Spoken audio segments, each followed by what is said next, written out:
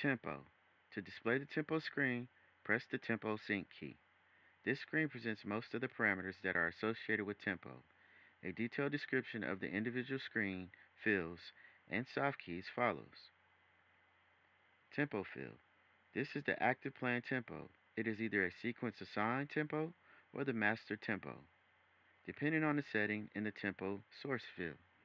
The tempo source field. This field has the same function as the tempo source field in the play record screen. It has a choice field of two options. Sequence. Within each sequence is a unique tempo setting. If this option is selected, this unique sequence tempo is used. In this case, whenever the active sequence number is changed, the newly selected sequence tempos immediately becomes active. When playing sequences, this is very useful if you want each newly selected sequence to play at its own preset tempo.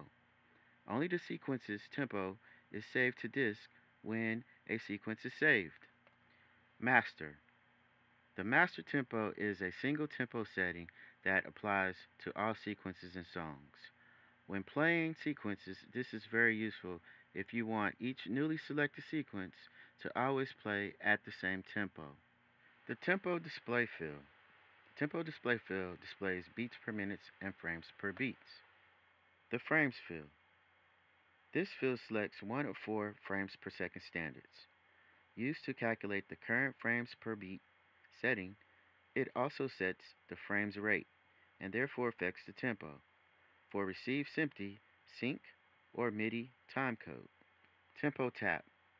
The tempo tap key is used for quick settings of playing tempo by repeatedly tapping quarter notes on the key at the desired tempo. You have three options: to tap twice, three times, or four.